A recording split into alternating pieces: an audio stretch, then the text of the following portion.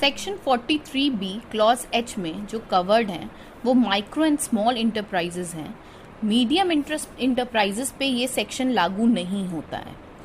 चाहे आप रजिस्टर्ड हो एमएसएमई के अंदर या ना हो, मतलब चाहे आपके पास उद्यम सर्टिफिकेट हो या ना हो, अगर आपका टर्नओवर और आपकी इन्वेस्टमेंट प्लांट एंड मशीनरी में विद इन लिमिट है जो माइक्रो और स्मॉल इंटरप्राइज के लिए दी गई है, तो आप सारे बेनिफिट्स अवेल कर सकते हैं जो भी माइक्रो और स्मॉल इंटरप्राइज को दिए जाते हैं। कौन माइक्रो और स्मॉल इंटरप्राइजेस की डेफिनेशन में आता है? माइक्रो इंटरप्राइजेस वो होती हैं जिनका टर्नओवर 5 करोड़ से कम और इन्वेस्टमेंट प्लांट एंड मशीनरी में 1 करोड़ से कम होता है, और स्मॉल इंटरप्राइजेस वो होती हैं जिनका टर्नओवर 50 करोड़ से कम और इन्वेस्टमेंट प्लांट एंड मशीनरी में 10 करोड़ से कम होता है। ये सेक्शन सिर्फ मैन्युफैक्चरिंग और सर्विस प्रोवाइडर पे लागू होता है। ट्रेडर्स, चाहे वो होलसेल ट्रेडर हो या रिटेलर्स हो, उन पे ये सेक्शन लागू नहीं होगा। अब इसको एक एग्जाम्पल से समझते हैं। मान लीजिए आप एक ट्रेडर हैं और आप माल खरीदते हैं एक मैन्युफैक्चरर से जो एमएसएमई में रजिस्टर्ड है, तो आप पे ये सेक्शन एप्लीकेबल होगा। पर अगर आप ट्रेडर से माल खरीदेंगे तो ये सेक्शन आप पे एप्लीकेबल नहीं होगा। ये सेक्शन में क्या बात कही गई है कि जितने भी आपके क्रेडिटर्स हैं जो एमएसएमई में रजिस्टर्ड हैं या माइक्रो और स्मॉल की लिमिट में फॉल करते हैं, उनको 45 दिन के अंदर पेमेंट करना पड़ेगा। फिर चाहे वो किसी भी तरह का पेमेंट हो। अगर आप 45 दिन के अंदर पेमेंट नहीं करते हो और फाइनेंशियल ईयर एंड हो जाता है तो आपको एक्स्ट्रा टैक्स पे करना पड़ेगा। अगर आपका कोई अग्रीमेंट हुआ है बायर के साथ तो 45 दिन के अंदर पेमेंट करनी पड़ेगी, और अगर कोई अग्रीमेंट नहीं हुआ है तो 15 दिन के अंदर पेमेंट करनी पड़ेगी। ये सेक्शन 1 अप्रैल 2023 से एप्लीकेबल हुआ है। अब इसको एक एग्जाम्पल से समझते हैं। मान लीजिए आप एक ट्रेडर हैं और आपने एक मैन्युफैक्चरर जो एमएसएमई में रजिस्टर्ड है उससे माल खरीदा 1 फरवरी 2024 में।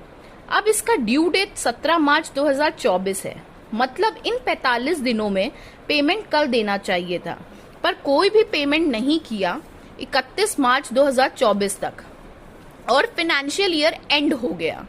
अब इस केस में कोई भी डिडक्शन अलाउ नहीं किया जाएगा 2023-24 में, मतलब जो भी हमारी परचेज होगी वो प्रॉफिट में ऐड कर दी जाएगी और उस पर टैक्स देना पड़ेगा।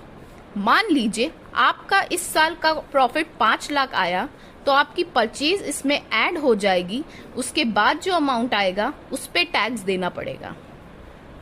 एक और एग्जाम्पल लेते हैं जिससे हम लोग समझेंगे कि पेमेंट कब करें और कब उसका डिडक्शन क्लेम कर सकते हैं।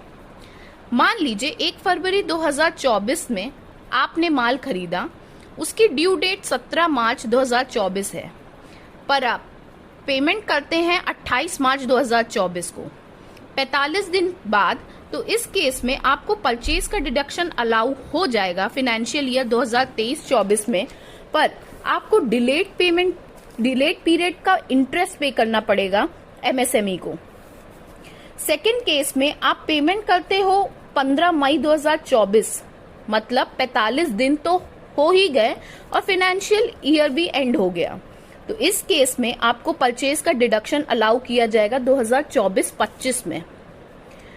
थर्ड केस में माल खरीदा 20 फरवरी 2024 को और इसकी ड्यू डेट थी 5 अप्रैल 2024। इसका ड्यू डेट नेक्स्ट ईयर आ रहा है और आपने पेमेंट कर दी 2 अप्रैल 2024 को, तो ये खर्चा इस साल अलाउ हो जाएगा क्योंकि बिल का प्रॉपर तरीके से टाइम पे पेमेंट हुआ है। फोर्थ केस में क्योंकि बिल का पेमेंट 45 दिन बाद किया है तो परचेज का खर्चा अलाउ नहीं होगा इस साल। आई होप आप लोगों को ये बात समझ में आई हो। अब कुछ पॉइंट्स हैं जो आपको इस टॉपिक पे और क्लैरिटी दे देंगे। जो भी छोटे बिजनेसेस हैं जो सिर्फ ITR 4 फाइल करते हैं, टर्नओवर दिखाते हैं और जो प्रिजम्पटिव बेसिस में 6% या 8% का प्रॉफिट डिक्लेयर करते हैं इन केस ऑफ 44 AD और 50% इन केस ऑफ 44 ADA, तो उनपे ये सेक्शन लागू नहीं होता है। ये सेक्शन सिर्फ उन्हीं पे एप्लीकेबल है जो बुक्स ऑफ अकाउंट्स बनाते हैं, ITR 3 फाइल करते हैं और टैक्स ऑडिट करते हैं। अब मान लीजिए आपको कोई डैमेज प्रोडक्ट या फिर गलत प्रोडक्ट सप्लायर के द्वारा भेजा गया जो बिक ही नहीं सकता, तो उस केस में अगर आप 15 दिन के अंदर रिटर्न में सप्लायर को कंप्लेन करते हैं तो वो पीरियड जो डिस्प्यूटेड पीरियड है, मतलब जिस डेट से आपने कंप्लेन की है और जिस तारीख तक सप्लायर ने रेजोल्यूशन दिया है, तब तक का जो भी पीरियड है उससे 15 दिन या 45 दिन से हटा दिया जाता है। MSME के अंदर ये क्लियरली लिखा है कि जो इंटरेस्ट है वो जो बैंक की निर्धारित आधार है उसका 3 गुना इंटरेस्ट चार्ज कर सकते हैं। ये खर्चा PNL में तो आएगा, पर इनकम टैक्स इस खर्चे को अलाउ नहीं करता क्योंकि ये डिलेड पेमेंट की वजह से इंटरेस्ट अलाउ हुआ है। अगर आप ITR 3 फाइल करते हैं और बुक्स ऑफ अकाउंट्स बनाते हैं और आपकी ऑडिट होनी है तो आपको क्या एक्शन लेने होंगे? सबसे पहले आपके जितने भी क्रेडिटर्स हैं उनकी लिस्ट बनाइए, जिनके पेमेंट्स पेंडिंग हैं और कितने दिन के लिए पेंडिंग है। अब आपको कैसे पता चलेगा कि आपका क्रेडिटर MSME है कि नहीं? तो नॉर्मली जितने भी MSME क्रेडिटर्स होते हैं उन्होंने उद्यम रजिस्ट्रेशन ले रखा होता है, तो आप अपने सप्लायर से उद्यम नंबर मांग सकते हैं और ऑफिशियल साइट में वेरीफाई भी कर सकते हैं। Thank you. अगर आपको कोई भी कंफ्यूजन हो तो आप कमेंट सेक्शन में पूछ सकते हैं। And for till then, subscribe to our channel legal tax Vij.